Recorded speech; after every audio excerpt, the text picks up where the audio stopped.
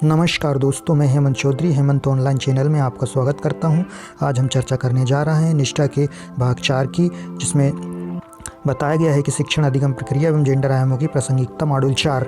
इस पर हम आज चर्चा करेंगे। ये भाग 4 है। जैसे ही हम अपने मोबाइल स्क्रीन पर जाएंगे तो हमें कुछ इस प्रकार का जो है दिखाई देगा। उसके बाद हम आगे बढ़ेंगे तो हमें जो है इसका परिचय, उसके बाद वीडियो हमें आगे बढ़ते जाएगा। हमें इस प्रकार से जो है वीडियो दिखाई देगा, उस पर बहुत सारी जो है गतिविधियों के प्रकार।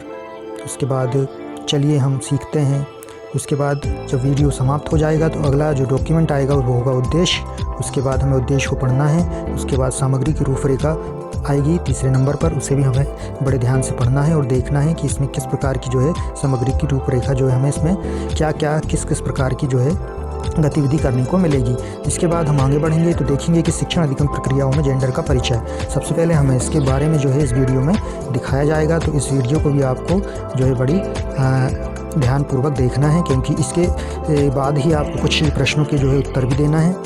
तो इसलिए मेरा अनुरोध है आपसे कि जो है वीडियो को ध्यान से देखें और जो डॉक्यूमेंट्स पे जो दिखाए गए हैं जो बीच बीच में, उसे भी आप जो है पूरा पढ़ें, पूरा समय दें, ताकि जो है आपको इससे कुछ सीखने को मिले।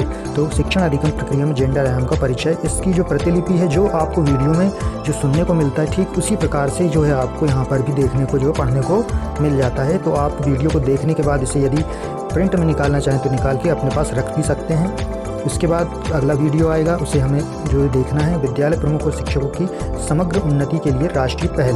इस प्रकार का वीडियो जो है आएगा, हमें उसे पूरा देखना है वीडियो को बड़े आराम से ध्यानपूर्वक। जब समय मिले जो तभी आपको जो है ये प्रक्रिया करना है। यदि आपके पास समय नहीं है तो आप इसे जो है कभी रोक भी सकते हैं, क्योंकि आपके पास जो है 15 दिनों का टाइम है। आप केवल 3 ही प्रशिक्षण करना है 15 दिनों में। उसके बाद हमें जो इस डॉक्यूमेंट देखने को मिलेगा जो वीडियो में दिखाया गया है, ठीक उसी के बारे में इस डॉक्यूमेंट में भी बताया गया है। डॉक्यूमेंट को हमें ध्यानपूर्वक पढ़ना है। उसके बाद हमें कुछ प्रश्नों के उत्तर देने होंगे, जिसमें जो पहला प्रश्न है, जैसे मेरे इसमें जो दिखाई दे रहा था, शक्तिशाली मतलब निम्नलिखित में से कौन सी रूढ़िवादी धारणाएं आमतौर पर पुरुषों या महिलाओं दोनों से जुड़ी होती हैं। तो हमें अपनी समझ और जो वीडियो में हमने सुना और जो हमने डॉक्यूमेंट में पढ़ा, उसके आधार पर हम प्रश्नों के उत्तर देंगे। तो शक्तिशाली महिला पुरुष में जो है पुरुष को ज़्यादा शक्तिशाली माना जाता है सामाजिक तौर पर। तो उसके बाद देखेंगे निडर और बहादुर, तो जो है पुरुष को बहादुर माना जाता है तो पुरुष होगा। सक्षम जो है उस पुरुष को ज़्यादा सक्षम जो माना जाता है, जो सामाजिक तौर पे। आश्रित जो स्त्री है उसको एक प्रकार से आश्रित माना जाता है। जो हमने वीडियो और जो डॉक्यूमेंट में देखा उसके आधार पर हम प्रश्नों के उत्तर दे रहे हैं, ना कि अपने मन से। भावुक जो है स्त्रियाँ अधिक भावुक होती हैं। निर्णय लेने में जो है पुरुष स्त्रियों से ज़्यादा तेज होते हैं। ठीक इसी प्रकार आपके प्रश्नों के उत्तर यहाँ पर मिल गए हैं। उसके बाद हम आगे बढ़ेंगे तो हमें जो है गतिविधि क्रमांक 2 देखने को मिलेगी। जब गतिविधि क्रमांक हम 2 देखेंगे तो उसमें जो है हमें जेंडर मीडिया के चित्रण का विश्लेषण, मतलब इस गतिविधि को करने के लिए जो ये यहाँ पर जो ये दिखाया गया है, इसे आप गूगल पर टाइप कर लें। टाइप करने के बाद आपको जो है इस प्रकार से जो बॉक्स मिलेगा, इस बॉक्स में आपको यहाँ पर जो है अपनी प्रतिक्रियाएँ देना है। यदि आप इसे टाइप नहीं करना चाहते तो यहाँ बार कोड भी दिया गया है, आप इसे स्कैन कर लें अपने मोबाइल से। अपने मोबाइल में एक बार कोड जो है गूगल प्ले स्टोर से बार कोड स्कैनर डाउनलोड कर लें। उसको डाउनलोड करने के बाद उसे आप स्कैन कर सकते हैं, या फिर गूगल पे टाइप करेंगे तो आपको इस प्रकार से जो है दिखाई देगा। यहाँ पर आपको जो अपना कमेंट यहाँ पर बॉक्स पे लिख देना है और उसके बाद आपको यहाँ पर सबमिट का ऑप्शन दिखाई देगा, तो उसको आपको पब्लिश का ऑप्शन दिखाई देगा, पब्लिश का ऑप्शन दिखाई देगा, तो आपको उसको पब्लिश पर क्लिक कर देना है। उसके बाद हम आगे बढ़ेंगे मॉड्यूल 4 के गतिविधि क्रमांक 2 में। तो ठीक इसी प्रकार की जो प्रक्रिया है वो आपको इस पर भी करना है। तो यहाँ पर फिर हमें पब्लिश कर देना है अपना कमेंट देके। यदि आपने मोबाइल पर, आपके मोबाइल पर जो है पहले से लॉगिन नहीं है या आपने कोई अकाउंट नहीं बनाया है, तो आपको जो है अपना एक अकाउंट जो साइन इन करना पड़ेगा गूगल में। तो आप अपना एक ईमेल या मोबाइल नंबर से साइन अप कर सकते हैं, यदि आपसे वहाँ पर मांगता है तो। और जो आपका जो कमेंट बॉक्स है उस पर आप कमेंट करते रहिए। इस प्रकार की गतिविधि आपको बार बार आएगी। उसके बाद चित्र विश्लेषण में आपको अगला जो है वीडियो दिखाई देगा गतिविधि के रूप में। उसके बाद हम इसको देखेंगे। उसके बाद इसे बड़े ध्यान से पढ़ना है। पढ़ने के बाद हम आगे बढ़ेंगे। आगे बढ़ने के बाद हमें जो इस प्रकार से जो चित्र दिखाई देंगे, चित्र दिखाने के बाद डॉक्यूमेंट्स आएंगे। डॉक्यूमेंट को हमको बड़े ध्यान से पूर्वक से पढ़ना है, क्योंकि इसके बाद कुछ प्रश्नों के उत्तर भी देना है। ये गतिविधि आपकी जो बढ़ते जा रही है, ये जो गतिविधि है इसमें कुछ उदाहरण भी दिए हुए हैं, जिससे आपको ये उदाहरण देखने को मिलेगा, जिससे भी बड़े ध्यान से पढ़ लीजिएगा। उदाहरण 2 उसके बाद आगे बढ़ेंगे तो हमें एक वीडियो दिखाई देगा, सामाजिक विज्ञान शिक्षण के माध्यम से जेंडर समेकेशन, मतलब सामाजिक विज्ञान शिक्षण में हम कैसे जो है जेंडर को जो सम्मिलित कर सकते हैं उनके बारे में कैसे हम जो है पढ़ेंगे, इसके वीडियो में दिखाई देगा। तो उसी का ठीक यहाँ पर आपको यहाँ पर जो है डॉक्यूमेंट भी देखने को मिलेगा। तो चाहें तो आप डॉक्यूमेंट को भी देख सकते हैं। उसके बाद डॉक्यूमेंट देखने के बाद हम थोड़ा और आगे बढ़ेंगे तो हमें कुछ और डॉक्यूमेंट दिखाई देंगे। यहाँ पर इन डॉक्यूमेंटों को हमें पढ़ लेना है। उसके बाद कुछ चित्रण दिखाई देंगे डॉक्यूमेंट में, बड़े ध्यान से उन चित्रण को देखना है। उसके बाद जो हमें गतिविधि क्रमांक 4 करनी है, सामाजिक मापदंड और व्यवहार का विवरण। तो इसमें जो आपको ये गतिविधि दी गई है इसे बड़े ध्यान से पढ़ लीजिएगा। और चरण 1 में जो है मैंने जैसे आपको बताया था कि इस विभाग को यदि आप गूगल में टाइप करते हैं तो आपको एक जो है बॉक्स खुल जाएगा जहाँ पर आपको कमेंट करके सब पब्लिश करना है। ठीक इस प्रकार की गतिविधि आपको आती रहेगी। यहाँ पर भी स्कैन, चाहे तो आप QR कोड जो इससे मैंने बताया उसको आप स्कैन कर सकते हैं QR कोड स्कैनर से। उसके बाद आप आगे बढ़ेंगे तो आपको बहुत सारी गतिविधियाँ जो देखती जाएंगी। गतिविधियों को आपको इसी प्रकार से करना है जिस प्रकार से मैंने आपको बताया है। या तो आप गूगल में टाइप कर लें या फिर आप जो है अपने हिसाब से उसको जो है लिख लें या बार कोड से स्कैन कर लें। तो आपको इस प्रकार से देखने को मिलेगा। उसके बाद जो फिर अगला डॉक्यूमेंट आएगा उस डॉक्यूमेंट को हमें पढ़ लेना है। फिर अभी यहाँ पर हमें जो इस प्रकार से दिखाई देगा तो इन जो प्लस के जो निशान है इस पर एक एक करके हमें टच करना है। हम 1 पे टच करेंगे तो ये दिखाई देगा कल्पना चावला, 2 में शकुंतला देवी, 3 में थॉमस। इस प्रकार से हम आगे बढ़ेंगे तो हमें एक वीडियो आएगा, महिला वैज्ञानिकों की पहचानना। तो उस पर हम बढ़ेंगे आगे तो हमारा जो ये विद्यालय शिक्षण जेंडर संबंधी आयामों की समझ जो यहाँ पर पूरे जो हमारे आयाम हो जाएंगे। उसके बाद जो गतिविधि 3 तक का यहाँ पर दिखाई दे रहा है। उसके बाद फिर गतिविधि 6 आएगी हमारी। गतिविधि 6 में देखना है हमें किस प्रकार से बताई गई है। उसके बाद फिर एक वीडियो आएगा, गतिविधियों के माध्यम से जेंडर को समझना। उसके बाद हम जो है इसको बढ़ा देंगे आगे तो हमें वीडियो को बड़े ध्यान से देखना है। वीडियो में हमें क्या दिखाई दे रहा है, किसके बारे में बता रहा है और क्या क्या हमें जो समझ इससे विकसित करनी है अपनी। तो इसी प्रकार से हम वीडियो को पूरा ध्यान से देखेंगे। तो वीडियो देखने के बाद हम कुछ प्रश्नों के उत्तर भी देना है।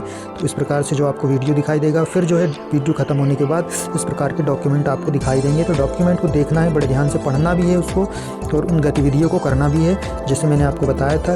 उसके अलावा भी कुछ गतिविधियां जो इस पर बताई गई हैं उन गतिविधियों को भी आपको ध्यानपूर्वक करना है, क्योंकि जो पूरा जो मॉड्यूल बनाया गया है ये आपकी दक्षता को उन्नत करने के लिए बनाया गया है। उसके बाद आपको सारांश आएगा। सारांश में आप क्लिक करेंगे तो आपको सारांश दिखाई देगा। यहाँ पर बहुत शॉर्ट में बताया गया है कि आपने जो क्या क्या इसमें से सीखा और आपने क्या क्या पढ़ा, यहाँ पर किन के बारे में पढ़ा, शॉर्ट में बताया गया। इसके बाद पोर्टफोलियो गतिविधि आएगी। सभी अध्यायों में जेंडर समेत इस प्रकार से हम इसको आगे बढ़ाएंगे। तो पोर्टफोलियो की गतिविधि क्रमांक 1 आएगी, MP।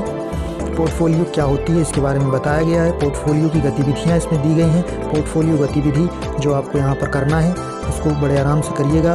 यहाँ पहला दृश्य जो गणित के टॉपिक पर बताया गया है, पहले दृश्य में फिर उदाहरण दिया गया है उसका, फिर महिला गणितज्ञ के बारे में बताया गया है। फिर दृश्य उदाहरण में आपको यहाँ पर बहुत सारे चित्र दिखाए गए हैं। तो यहाँ पर आपको दृश्य उदाहरण देखना है पहलू, उसके बाद उसमें सामग्री दी गई है। फिर पहलू 3 में जो है शिक्षण और अधिगम प्रक्रिया बताया गया है। पहलू 4 में आपको गुप्त हिडन पाठ्यक्रम के बारे में बताया गया है। यहाँ पर आप देख सकते हैं, पढ़ भी सकते हैं। पहलू 5 में स्थानीय उदाहरणों अनुभवों के बारे में जो है बताया गया है। उसके बाद पोर्टफोलियो गतिविधि। उसके बाद आपको एक वीडियो में आएगा जिस पर वेब लिंक दिया हुआ है। इन वेब लिंकों को आपको खोल के बाकायदा एक एक पूरे वेब लिंकों को खोल के देखना है। ये आपको इस पर टच करने के बाद ये आपको यूट्यूब पर ले जाएगा। यूट्यूब पर ले जाने के बाद आपको वो वीडियो को देखना है।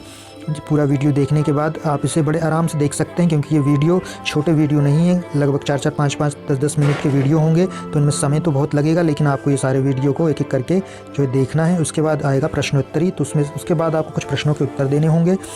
उसमें सबसे पहले जैसे आप अभी देख रहे हैं स्क्रीन पर, क्या ये कथन सही है कि राजनीति में सत्ता और अधिकारों के पदों को संभालने पुरुषों की तुलना में महिलाएं कम सक्षम हैं? तो इसका उत्तर जो मेरे हिसाब से होना चाहिए था, नहीं, वे सत्ता और अधिकारों के पदों को संभालने में पुरुष की तरह ही सक्षम हैं। ऐसा जो है उत्तर हमें देना है। उसके बाद निम्नलिखित में से कौन सा कथन जेंडर मिथक नहीं है? पहचाने, लड़कों और लड़कियों के बीच जैविक अंतर उसकी संज्ञात्मक क्षमताओं से संबंधित नहीं है। ये इसका उत्तर होगा मेरे हिसाब से। निम्नलिखित में से कौन सा कथन लड़कों और पुरुषों में एक जैसे जेंडर स्टीरियोटाइप नहीं है? तो इसमें लड़के पुरुष बच्चे पैदा नहीं करने के साथ साथ खाना भी बना सकते हैं। ये जो है अजीब टाइप का है, जो है लड़के पुरुष बच्चे पैदा करने के साथ साथ खाना भी बना सकते हैं। तो ऐसा तो हो नहीं सकता, ये तो असंभव है। तो निम्नलिखित में से कौन सा वाक्य सही है? लड़के और लड़कियों के साथ बराबरी का व्यवहार किया जाना चाहिए। यह वाक्य बिल्कुल सही है और करना भी चाहिए। फिर है निम्नलिखित में से कौन सा कार्य लिंग भेद को नहीं दर्शाता है? तो इसमें जो लिंग भेद को नहीं दर्शाता वो है शेफाली पर्वतारोही बनने के लिए प्रशिक्षण ले रही है। उसके बाद आगे बढ़ेंगे। निम्नलिखित में से कौन सा कथन लड़कियों महिलाओं के बारे में एक जेंडर स्टीरियोटाइप नहीं है? तो लड़कियां महिलाओं के पास नेतृत्व कौशल है और वे किसी भी पैसे में उत्कृष्टता प्राप्त कर सकती हैं। ये बात जो बिल्कुल सही है। जो लड़कियां महिलाओं के पास नेतृत्व कौशल है और वे किसी भी पैसे में कर सकती हैं। तो लड़कियां और महिलाएं लिखा है यहाँ पर, इसकी वजह से ये जो है गड़बड़ हो गया है। तो यहाँ पर जो स्टीरियोटाइप जो है नहीं है। उसके बाद हम आगे बढ़ेंगे। जेंडर के बारे में निम्नलिखित में से क्या सही नहीं है? तो जेंडर महिलाओं पुरुषों और ट्रांसजेंडर के बीच में एक सामाजिक रूप से निर्मित अंतर है। ये जो है जेंडर टाइप में नहीं है, क्योंकि सामाजिक रूप से नहीं होता है, ये जो है शारीरिक रूप से भी जो है होता है। जेंडर और यौन सेक्स के बीच अनावश्यक अंतर क्या है? तो यौन सेक्स एक जैविक अंतर है, जबकि जेंडर पुरुषों और महिलाओं के बीच एक सामाजिक रूप से निर्धारित अंतर कहलाता है। उसके बाद आगे बढ़ेंगे। तो निम्नलिखित में से कौन सा गुण लड़कों और लड़कियों दोनों के लिए सही है? तो इसमें जो है मेहनती, भावुक और स्वतंत्र, ये दोनों गुण ही लड़कों और लड़की दोनों में पाए जाते हैं। पुरुष तत्व और स्त्री तत्व को संदर्भित करता है। लिंग भेद से ही हमें पता चलता है कि कौन पुरुष और कौन जो है महिला है या स्त्री है। उसके बाद जो है आपका ये समाप्त हो जाएंगे। तो उसके बाद आपको आगे बढ़ना है। आगे बढ़ने के बाद आप देखेंगे यहाँ पर आपको जो है वीडियो फिर से शुरू करें ऐसा लिखा हुआ है, लेकिन इसको आपको नहीं करना है।